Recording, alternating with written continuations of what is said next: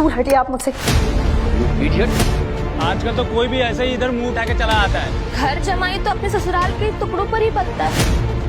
कुछ तो करे, वैसे भी कुछ करता धरता तो है। नर्क बना रखी है मेरी जिंदगी। यंग मास्टर, आपके पिताजी आदित्य रायजादा, वो इस एशिया का सबसे बड़ा एम्पायर आपको सौंपना चाहते हैं। आप क्या समझते हैं खुद को?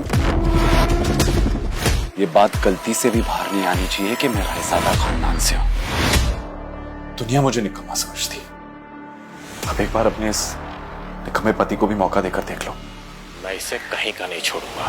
बेइज्जती के बदले बेइज्जती होनी चाहिए।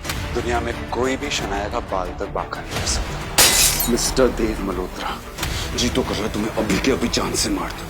मैं तेरा और शनाया का रिश्ता ही खत्म कर दूंगा। चल जाएगा। आज के बाद आहान को कुछ भी कहने से पहले एक बात याद रखना, ये मेरे पति हैं। हिम्मत कैसी हुई तुम्हारी मेरी बेटी को धोखा देने की? हाँ, मुझे आहान हर हालत में चाहिए। उसके लिए जो भी रास्ता अपनाना है अपनाओ। ये झूठ है, ये सब है ना हमारे रिश्ते को खत्म करने की कोशिश करें। मुझे नहीं पता कि ये तस्वीरें कहां से आई है, कैसे आई है, सब झूठ कह रही है सब। अच्छा, तो सच क्या है तुम ही बताओ ना। सामने डिवोर्स पेपर्स रखे, चुपचाप साइन करो। आखिर कौन है ये आदमी? क्या है आहान की कहानी? क्या शनाया आहान को तलाक दे देगी या फिर आएगा कहानी में नया मोड़? दुनिया भर में सुनी जाने वाली ये जबरदस्त कहानी सुने सिर्फ कुछ मिनटों में। आहान एक करोड़पति बिजनेस फैमिली का दामाद तो जरूर है, मगर उसकी हालत पर घर के नौकर भी कहते हैं कुछ पैसे चाहिए तो बता देना, तुम्हारी गरीबी देखी नहीं जाती। कहने को तो आहान जैसी रिच फैमिली के दामाद सड़कों पर महंगी कार दौड़ाते थे, महंगे क्लब्स में जाते थे, मगर आहान की लाइफ में 3 चीजें आम थी। पहली चीज बेइज्जती, दूसरी चीज बहुत बेइज्जती और तीसरी चीज बहुत से भी ऊपर वाली बेइज्जती। और हाँ, कभी कभी वो किसी रईस को जब अपनी बीवी को एक महंगे होटल में खाना खिलाते देखता था तो वो खुद से कहता था, एक दिन अपना भी टाइम आएगा जब मैं महंगे सूट में ऐसी किसी महंगे होटल में अपनी बीवी शनाया को टशन के साथ खाना खिलाऊंगा। जब वो मेरे सीने से लग के एक रोमांटिक डुएट में मेरे साथ रोमांटिक कैंडल लाइट डांस करेगी ना तो वहां बैठे सारे रईसजादों के सीने पर सांप लौटेंगे।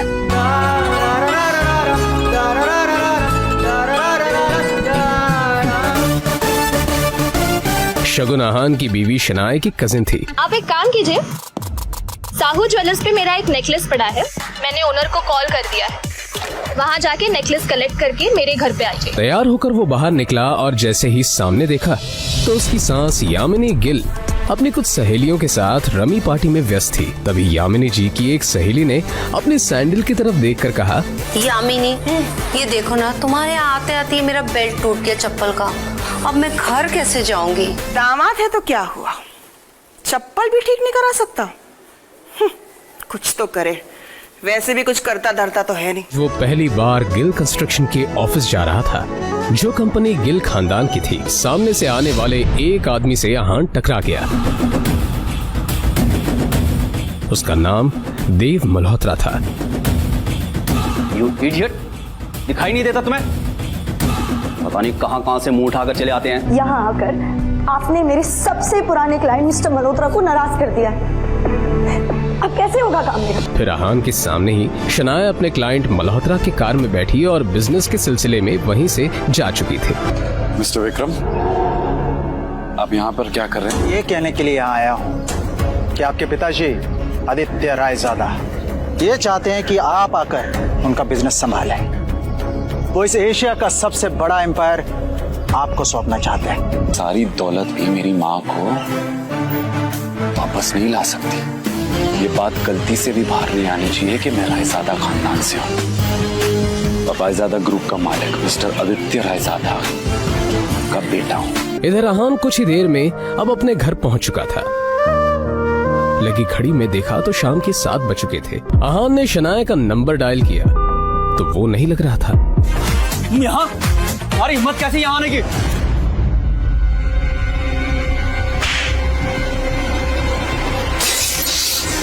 आउट।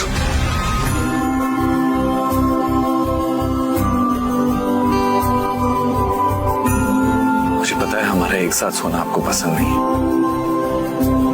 पर आज रात आपको इसी कमरे में सोना पड़ेगा। आप ऐसी हालत में नहीं हो जो मैं आपको अकेला छोड़ दूं। इस मल्होत्रा का तो कुछ करना पड़ेगा। मुझे पता ही नहीं था कि ये इतना घटिया इंसान निकलेगा।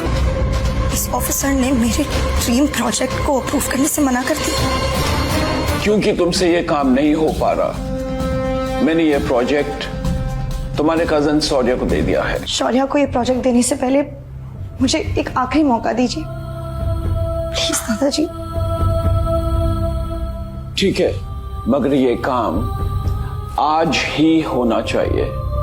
आई hope I am clear on that. जी दादाजी, एब्सोल्युटली। शौर्य शनाया का ही कजिन था जो हमेशा से शनाया को बिजनेस से बाहर करना चाहता था।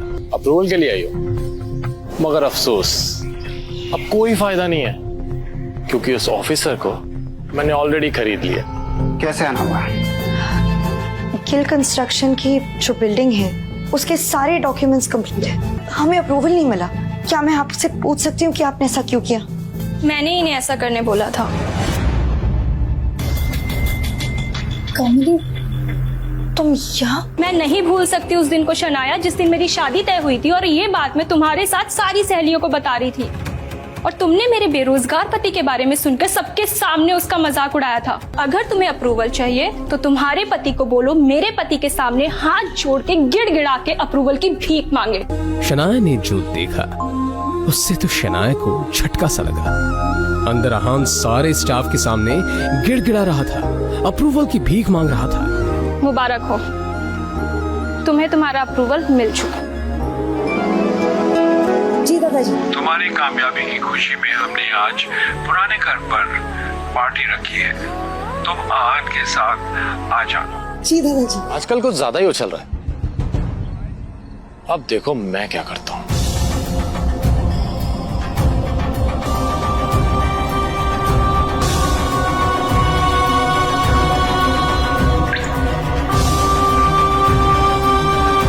कम ऑन आहान, कभी कभी ऐसी पार्टीज में ये सब चलता है। पी भी लो। अरे लो यार, पी लो। साले साहब, पहले आपसे शुरू करते हैं। तुम ना एक नंबर के लालची और खुदगर्ज इंसान हो। ओ शगुन, तुम्हारी कमी थी। क्या है, मुझे पता है कि शनाया के खिलाफ तुम और शौर्य अब एक हो चुके हो। आखिर तुम शौर्य के चाचा की बेटी जो हो, अंदर ही अंदर तुम एक दूसरे के बारे में जो भी कहो, पर जब बात शनाया की आती है मुझे पता है कि तुम दोनों एक हो जाते हो। इसलिए अगली बार आहान के साथ कुछ भी गलत करने की कोशिश की ना तो मुझसे बुरा कोई नहीं होगा।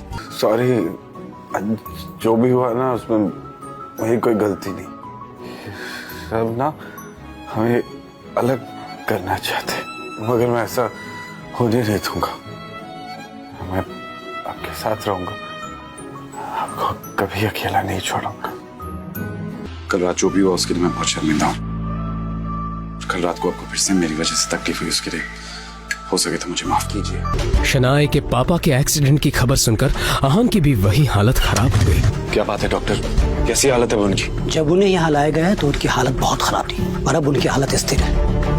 फिर भी हम उन्हें निगरानी में रखे हुए हैं। फिलहाल उम्मीद है कि उनकी हालत में सुधार हो, और कुछ और होने की आशंका से हम इनकार भी नहीं कर सकते। शनाया की हालत आहान से देखी नहीं जा रही थी। अब माँ को लेकर घर निकल जाइए शनाया। अंकल की देखभाल के लिए मैं यहाँ हूँ। ये सब यहाँ नहीं रुकने वाला। शनाया भी है ना। अब ऐसा कुछ नहीं करेंगे जिससे शनाया या उसकी फैमिली और मुसीबत में है। मैं आपकी बात मानने को तैयार हूं, लेकिन हाँ, ये बात बाहर नहीं आनी चाहिए।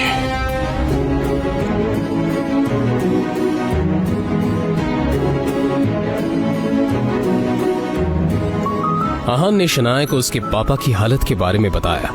और फिर जरूरी फॉर्मेलिटीज पूरी करने के बाद उनका ऑपरेशन शुरू हो गया।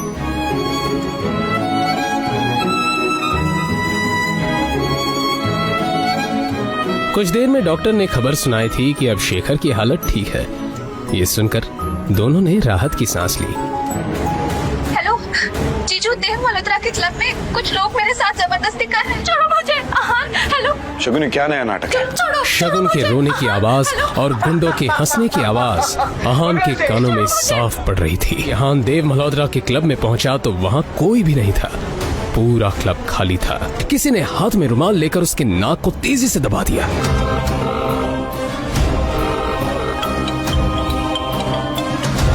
हेलो शगुन, ये क्या खेल चल रहा है? कहाँ हो तुम? मैं जब मल्होत्रा के यहाँ पहुंचा तब वहाँ तुम नहीं थी। देखिए, मैंने आपको कहीं नहीं बुलाया। अब आप अपना काम शुरू कर सकते हैं। फिलहाल आपके रहने के लिए रोजवुड स्प्रिंग में एक घर बुक कर दिया। आप जाकर देख सकते हैं, मगर उस कार्तिक कोहली से बचकर रहना, वो बहुत ही चालाक है। मुझे जाने। अरे जाओ जाओ, निकलो, अपनी गाड़ी लेके निकलो, चलो। और फिर इस तरह से उनके बीच बात काफी बढ़ गई। आहान उसको थप्पड़ मारने ही वाला था कि तभी पीछे से एक आवाज आई। सर। आहान ने पलटकर उस तरफ देखा तो रोजवुड स्प्रिंग का मालिक कार्तिक कोहली खड़ा हुआ था। कार्तिक कोहली उन गार्ड्स के नजदीक आकर बोला, सर इन्हें माफ कर दीजिए, इनकी तरफ से मैं आपसे सॉरी बोल। शायद तुम कैसे बात करने की तमीज भी भूल चुके हो। तुम्हें पता भी है सामने कौन खड़ा है? आपका ये रोजवुड स्प्रिंग्स काफी पॉपुलर हो रहा है, पर मुझे लगता है अगर इस पहाड़ी इलाके में इसका एक्सपेंशन हो पाए ना तो ये जगह देश भर में मशहूर हो जाएगी। मगर क्या है कि इसके लिए बहुत सारे पैसों की जरूरत है। तो इस प्रोजेक्ट में मैं इन्वेस्ट कर सकता हूँ। ये तो मेरे लिए बड़े नसीब की बात होगी। मुझे आपका ये फैसला मंजूर है। और फिर इस तरह से यहाँ एक डील फाइनल हो गई। भाई रुक जाओ, अब इस घर में कदम रखने की हिम्मत भी मत करना। आज तक तुम सिर्फ एक धब्बा थे, आज कलंक बन चुके हो। हिम्मत कैसी हुई तुम्हारी मेरी बेटी को धोखा देने की? हाँ, ये सब झूठ है, मुझे नहीं पता ये क्या कह रहे हैं। अपनी ये बकवास बंद करो। इन तस्वीरों को देखकर कौन विश्वास नहीं करेगा कि ये तुम हो?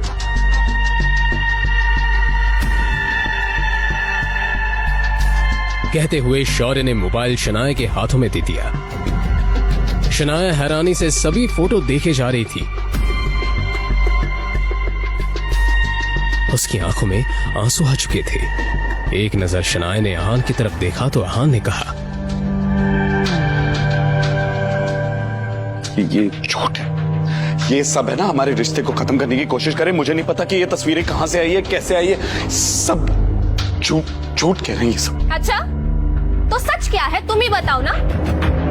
पैसे के लालच के लिए तुमने शादी तो कर ली, लेकिन तुम्हारे अंदर की हवस की आग अब भी जिंदा है। और हाँ, तुम कौन से रिश्ते की बात कर रहे थे? वो जो अब तक बना ही नहीं। शनाया आंखों में आंसू लिए सभी के चेहरे की तरफ देखे जा रही। शनाया, सामने डिवोर्स पेपर्स रखे, चुपचाप साइन करो। अब इस आदमी के साथ मैं तुम्हें 1 मिनट के लिए भी बर्दाश्त नहीं कर सकती। फिर एक बार शनाया ने आहान की तरफ देखा। उसकी आंखों में आंसू देखकर आहान का दिल जोरों से धड़कने लगा।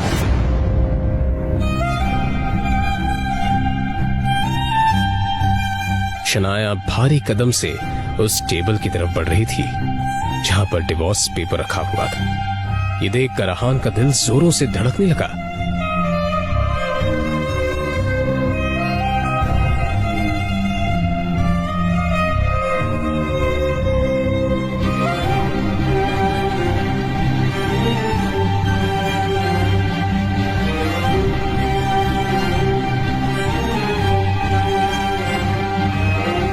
क्या शनाया आहान को तलाक दे देगी या फिर आएगा कहानी में नया मोड़?